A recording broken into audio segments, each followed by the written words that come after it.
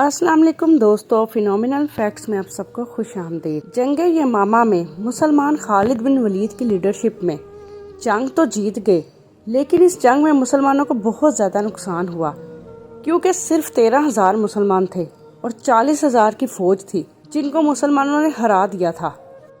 जब मुसलमानों की इस अजीम फतह की खबर मक्का पहुंची तो वहाँ सब मुसलमान बहुत खुश हुए और अपनी इस खुशी को सेलिब्रेट करने लगे।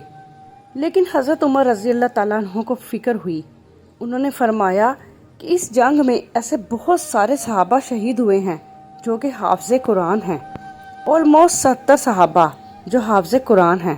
उन्होंने सोचा इसी तरह अगर हाफ़िज़ कुरान दुनिया से जाते रहे या शहीद होते रहे तो ऐसा ना हो कि मुसलमान मुख्तलिफ फ़िरक़ों में डिवाइड हो जाएं। यहूदियों का मानना था कि इनकी किताब तौरात अल्लाह ने 40 रातों में नाजिल की, लेकिन कुरान पाक तौरात की तरह चंद रातों में नहीं बल्कि 23 साल तक थोड़े थोड़े हिस्सों में नाजिल होता रहा। रसूल पाक सल्लल्लाहु अलैहि वसल्लम को यहूदी और ईसाइयों की आसमानी किताबों तौरात और इंजील के चेंज होने का पता था, तो उन्होंने शुरू से ही कुरान पाक की हिफाजत के लिए एक स्ट्रिक्ट सिस्टम बनाया। कुरान पाक का सबसे पहले नाजिल होने वाला लफ्ज़ इकरा था। इकरा रीड। आज से 1400 साल पहले लोग ना कुरान पढ़ सकते थे और ना ही उसे लिख सकते थे, लेकिन पहले दिन से ही सलाम कबूल करने वालों में ऐसे लोग मौजूद थे जिन्हें पढ़ना लिखना आता था। तो रसूल पाक सल्लल्लाहु अलैहि वसल्लम ने उनमें से कुछ ट्रस्टेड सहाबा को कुरान लिखने के लिए सिलेक्ट किया। आप सल्लल्लाहु अलैहि वसल्लम पर कुरान की जब भी कोई आयत नाजिल होती तो आप सल्लल्लाहु अलैहि वसल्लम सबसे पहले उन पढ़े लिखे सहाबा को बुलाते, उनके सामने कुरान की आयत पढ़कर सुनाते और उन सहाबा को बताते कि कौन सी आयत को कौन सी सूरत में लिखना है और किस आयत के बाद लिखना है। सारे सहाबा जैसे आप सल्लल्लाहु अलैहि वसल्लम कहते वैसे ही उस आयत को लिख देते। अगर उसमें कोई गलती होती तो आप सल्लल्लाहु अलैहि वसल्लम उसे ठीक करवा देते। कुरान लिखने और पढ़ने वाले बहुत कम सहाबा थे। इसी वजह से बाकी सहाबा जो कि कुरान सीखने के साथ साथ इसे जुबानी याद करने लगे।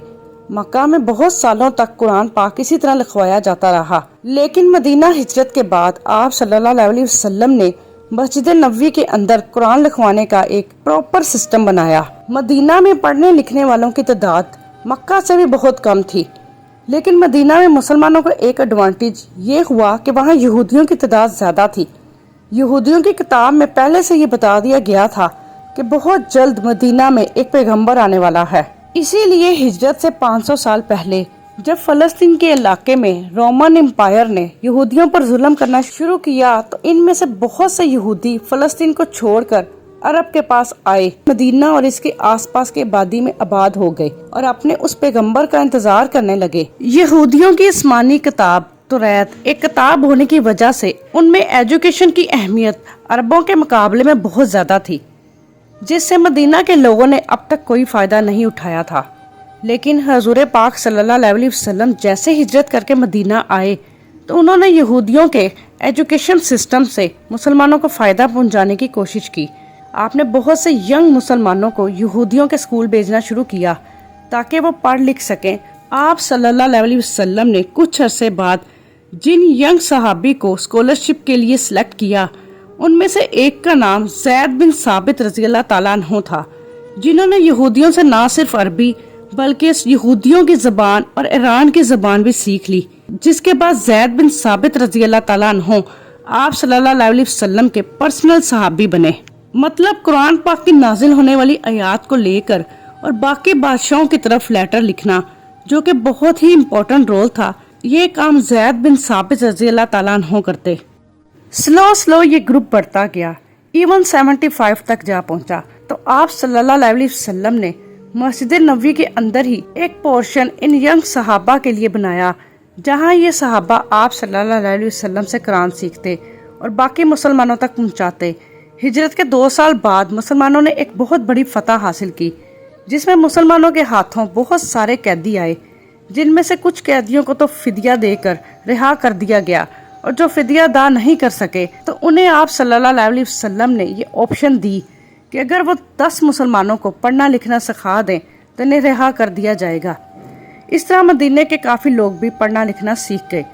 आप सल्लल्लाहु अलैहि वसल्लम की ज़िंदगी में ये सारा सिस्टम ऐसे ही चलता रहा। یعنی قرآن کو لکھا جانا اور پڑھا جانا جیسے آپ صلی اللہ علیہ وسلم سکھاتے تھے۔ قرآن آپ صلی اللہ علیہ وسلم کی زندگی کے آخری سال تک نازل ہوتا رہا، جس کی وجہ سے قرآن ایک کمپلیٹ بک کی شکل میں لکھنا امپاسبل تھا، اور رسول پاک صلی اللہ علیہ وسلم کی وفات کے کچھ عرصے بعد جنگ یمامہ میں 700 حافظ قرآن شہید ہو گئے۔ حضرت عمر رضی اللہ تعالی عنہ نے سوچا کہ اگر اسی طرح صحابہ شہید ہوتے گئے اور آنے والے مسلمانوں کے لیے قرآن ایک کمپلیٹ بک کی شکل میں نہ ہوا تو ایسا نہ ہو کہ مسلمان قرآن کو لے کر مختلف فرقوں میں بٹ جائیں، تو وہ سیدھا خلیفہ حضرت ابو بکر رضی اللہ تعالیٰ عنہ کے پاس گئے اور انہیں سمجھانے کی کوشش کی کہ ہمیں ایٹ لیسٹ ایک قرآن ایسا کمپلیٹ لکھ لینا چاہیے جس کا سیکوینس ٹھیک اسی طرح ہو جس طرح رسول پاک صلی اللہ علیہ وسلم نے بتایا تھا، اس پر کسی کو شک بھی نہ ہو۔ پہلے تو حضرت ابو بکر رضی اللہ تعالیٰ عنہ نے ایسا کرنے سے بالکل انکار کر دیا اور کہا کہ میں ایسے کام کیوں کروں جو رسول پاک صلی اللہ علیہ وسلم نے نہ کہا ہو، لیکن حضرت عمر رضی اللہ تعالیٰ عنہ نے انہیں کنونس کرنے کی بہت کوشش کی اور انہیں یہودیوں اور کرسچن کی کتابوں توریت اور انجیل کی مثالیں بھی دی، کیونکہ موسیٰ پر توریت نازل ہونے کے بعد بہت سالوں تک توریت اپنی اصل فارم میں تھی، لیکن موسیٰ علیہ السلام کی وفات کے بعد جب بنی اسرائیل فلسطین کے علاقے میں بات ہوئے، ساتھ ہی ایک نئی کنگڈم نے فلسطین پر حملہ کر کے ایک نئی حکومت بنائی۔ اس نئی حکومت بخت نصر کو یہودیوں سے اتنی نفرت تھی کہ انہوں نے یہودیوں کی ساری عبادت گاہ کو جلا دیا اور ساتھ ہی توریت کو بھی جلا ڈالا۔ ایک ٹائم دنیا میں ایسا بھی آیا کہ دنیا میں ایک بھی توریت موجود نہیں تھی، جس کے بعد یہودیوں نے توریت کو دوبارہ لکھا اور اس توریت کو بالکل صحیح بھی قرار دے دیا۔ جیسے ہی حضرت عمر رضی اللہ تعالیٰ عنہ نے حضرت ابو بکر کے سامنے یہ ساری باتیں رکھی تو حضرت ابو بکر بھی کنونس ہو گئے اور فوراً قرآن کو ایک کتاب کی شکل میں لانے کا فیصلہ کیا۔ اس کام کے لیے انہوں نے رسول پاک صلی اللہ علیہ وسلم کے خاص صحابہ زید بن رضی اللہ تعالیٰ عنہ کو انچارج بنایا۔ اس وقت مدینہ میں تقریباً 25 صحابہ ایسے تھے جنہیں قرآن زبانی یاد تھا۔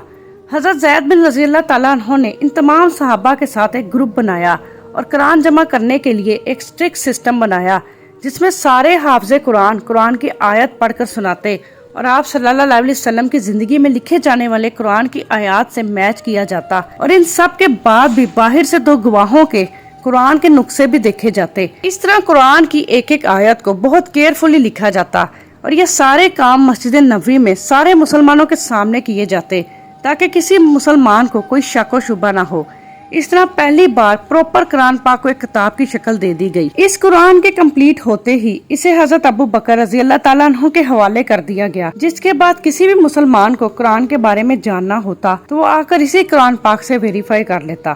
پہلے خلیفہ حضرت ابو بکر رضی اللہ تعالیٰ عنہ کی وفات کے بعد یہ قرآن دوسرے خلیفہ حضرت عمر رضی اللہ تعالیٰ عنہ کے کنٹرول میں آیا، اور حضرت عمر رضی اللہ تعالیٰ عنہ کے بعد ان کی بیٹی اور پھر آپ صلی اللہ علیہ وسلم کی زوجہ حضرت حفصہ کے پاس چلا گیا۔ اب لوگ دور دور سے اس قرآن کو اپنے قرآن کے ساتھ ویریفائی کرنے کے لیے آنے لگے۔ یہ تھی ہماری آج کی ویڈیو پسند آئی ہو تو چینل کو لائک اور سبسکرائب کریں۔ ملتے ہیں نیکسٹ ویڈیو میں، تب تک کے لیے اللہ حافظ۔